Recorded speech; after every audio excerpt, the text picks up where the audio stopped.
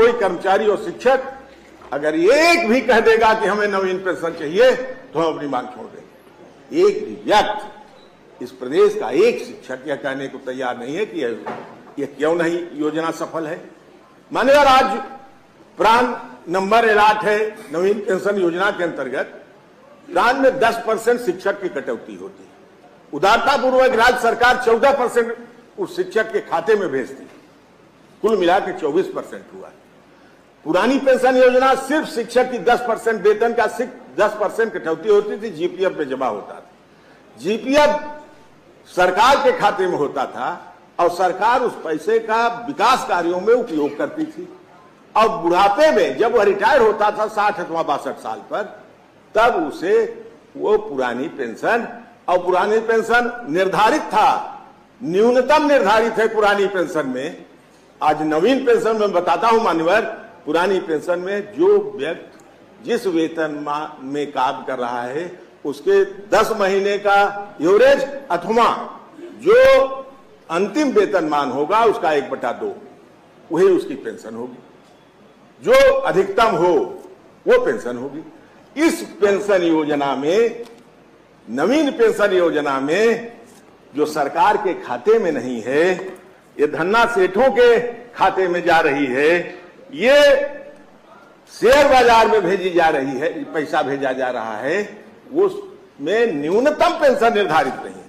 न्यूनतम ही कर दीजिए मान्यवर कि आपको रिटायरमेंट के समय इतना मिलेगा, वो तो सेवा के आधार पर निश्चित होती है कि आपको करना। न्यूनतम पेंशन नहीं देता। आज रिटायर हो रहे हैं 3 व्यक्तियों को तो मैं पर्सनली जानता हूं, झांसी का केस जानता हूं, अलीगढ़ का जानता हूं। रिटायरमेंट के बाद वो पा रहे थे 82,000 रुपया वेतन अंतिम माह। अब पेंशन कितना मिली? 1,000 रुपये। ये एनपीएस की दशा है। 82,000 काम करने वाला व्यक्ति अपने जीवन में जिस स्थिति में जी रहा था, क्या बुढ़ापे में 1,000 रुपये चाय पीने भर के लिए उसके पैसा हो जाएगा? भोजन का पैसा आएगा उसके पास? कहां से उसके? और इसका जो पैसा जमा होता है जीपीएफ में, रिटायर होने के बाद हर साल का ब्याज लग के उसे वापस होता था जीपीएफ का पैसा। वह पैसा भी इकट्ठा बुढ़ापे में मिलता था, उसके काम आता था। इसमें किसी प्रकार की धन वापसी की व्यवस्था जो की गई है वह 40% की गई है, लेकिन वह 40% भी शिक्षक कर्मचारी को नहीं मिल रहा है। मान्यवर, इस प्रदेश में हाहाकार मचा है। यह स्थिति, ये आज जिस देश में है एक संविधान एक कानून, यह बात तो सत्य है।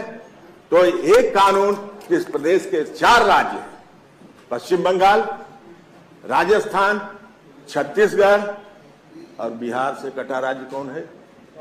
झारखंड।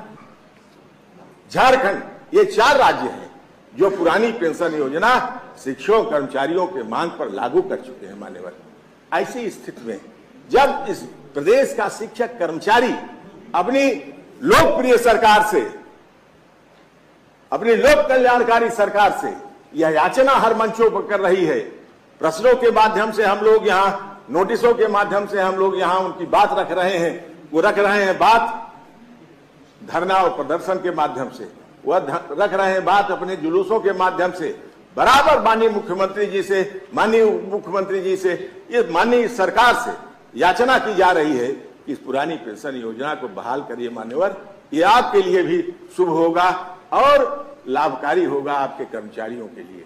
यह कर्मचारी आपके सामने न कह सके, इसलिए एक राज्य कर्मचारी है, आपके सामने नहीं कहेगा, आपको नोटिस नहीं देगा, लेकिन हम तो कह सकते हैं। हम उनके प्रतिनिधि के रूप में यहाँ निर्वाचित होकर आए हैं। हम निश्चित रूप से इस योजना को जो आप लागू किए हैं उसे समाप्त करिए। और मेरा एक तर्क ये है कि अगर आप 10% हमारे वेतन से कट रहा है, 14% आप दे रहे हैं, यही 24% आप अपने कोष में जमा करिए, उसी के ब्याज से आप पेंशन दे देंगे। कहीं से पैसा ढूंढने की आवश्यकता पेंशन के लिए नहीं होगी। ये क्या है कि आपका पैसा वो कहां जा रहा है? शेयर बाजार में जा रहा है, कई हिस्सों में बट रहा है, किनको किनको दिया जा रहा है आज तक। और सबसे बड़ा दुर्भाग्य मानवर, जो कटौती हो रही है इस प्रदेश के 75 जिलों में, मैं केवल शिक्षक की बात करता हूं, अब उनकी जानता हूं, इसलिए बात नहीं करता हूं, कोई किसी जनपद के जिला विद्यालय निरीक्षक यह बता दे या सरकार यह बता दे कि उनका पैसा उनके प्राण नंबर में खाते में शो कर रहा है, नहीं शो कर रहा है। वो हमें नहीं मालूम है कि हमारा पैसा कहां जा रहा है। ये हमको दिखाई देना चाहिए। वह पैसा खाते में जाता है, कहां जाता है, उसका शो करने का, उसको दिखवाने का कोई भी उपक्रम नहीं किया जा रहा है। बार बार शिक्षा अधिकारियों से कहा जाता है कि मान्यवर जो कटौती हो रही है, कम से कम कटौती की गई धनराशि शिक्षक के प्राण नंबर में शो होनी चाहिए। हमें मालूम होना चाहिए कि वह पेंशन का पैसा जो कटौती हुई वह कहां गई। मान्यवर यह स्थिति बहुत ही दुर्भाग्यपूर्ण है। आज इस प्रदेश का शिक्षक कर्मचारी हर राजनीतिक दलों से अपनी याचना लेके जाता है, उनके घर प्रार्थना करता है। आखिर देंगे तो यही राजनीतिक दल जो भी सरकार में होंगे। सरकार में आप आए हैं, आपसे प्रार्थना की जाएगी, आपसे निवेदन किया जाएगा कि मान्यवर यह पुरानी पेंशन योजना देने वापस लाने पर विचार करिए। नवीन पेंशन योजना जो मैंने पहले कहा था, एक किसी निष्पक्ष जांच समिति से आप जांच करवा लीजिए या अपने अधिकारी से जांच करा लीजिए। कोई भी व्यक्ति, कोई भी कर्मचारी और शिक्षक यह कहने की तैयार नहीं है कि नवीन पेंशन योजना लाभकारी है। ये अलाभकारी है, ये अनिश्चितता की स्थिति बनी हुई है। ऐसी स्थिति में मान्यवर ये पुरानी पेंशन योजना इस प्रदेश के कर्मचारियों और शिक्षक के लिए उपयोगी है। नवीन पेंशन योजना, बिल्कुल नवीन पेंशन योजना आज कर्मचारियों के लिए अलाभकारी और अनिश्चितता की स्थिति बनाए हुए हैं। उनका जीवन यापन बुढ़ापे में नहीं हो पाएगा। आपकी सेवा किए हैं जिंदगी भर, वो 60 साल तक, 62 साल तक सरकार की सेवा में हैं। वो दूसरे की सेवा नहीं कर रहे हैं, किसी राजा की सेवा नहीं कर रहे हैं, आपकी सेवा कर रहे हैं। सेवा का जो उन्हें प्रतिफल बुढ़ापे में मिलना चाहिए, वह बुढ़ापा उनके बुढ़ापे की लाठी है। बुढ़ापा में लाठी चाहिए, स्टिक चाहिए चलने के लिए, वही लाठी है। वह लाठी वह पेट भरने के लिए है।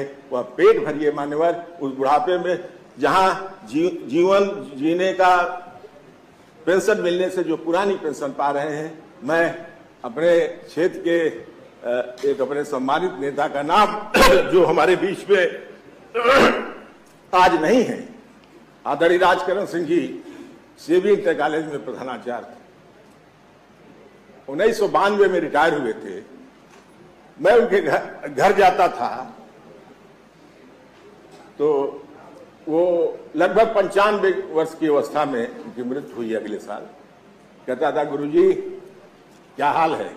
क्या सुरेश क्या पूछना, बहुत बढ़िया हाल है। सरकार पेंशन दे रही है। कोई लड़के हमारी सेवा में दिन रात लगे रहते हैं। कहते हैं बाबूजी कुछ चाहिए? बाप कहें क्यों पूछते हैं जानते हो? करना कहें कि 40,000 मिल रही है, 10,000 मेरे ऊपर खर्च, 30,000 तो ये लोग खा रहे हैं ना मेरी, तो ये इसलिए मेरी सेवा कर रहे हैं। आज जिस बुढ़ापे को, जिस व्यक्ति को रिटायरमेंट हो जाएगा, जो आज सेवानिवृत्त हो जाएगा और 1,000 और 1,500 पेंशन पाएगा, उसका लड़का नहीं पूछेगा, घर से मार के निकाल देगा उस बुढ़ापे में। इसलिए पेंशन आवश्यक है। माने में यह पेंशन आपके लिए भी जरूरी है, सबके लिए जरूरी है। ये अब बुढ़ापे के लिए उनको सहारा चाहिए। बस इतना ही निवेदन कर सकता हूं, इतना ही कह सकता हूं कि मान्यवर इस पुरानी पेंशन योजना को बहाल करिए, नवीन पेंशन योजना समाप्त करिए। इस देश में परंपरा चल गई है। एक दिन मुझे विश्वास है कि इस प्रदेश में भी पुरानी पेंशन योजना लागू होगी। अगर राष्ट्र के 4 राज्य यह योजना लागू कर चुके हैं तो यह इस प्रदेश में भी लागू होगी। इसी विश्वास के साथ हम आपके सामने ये प्रार्थना लेके आए हैं। इस प्रार्थना को स्वीकार किए। बहुत बहुत धन्यवाद।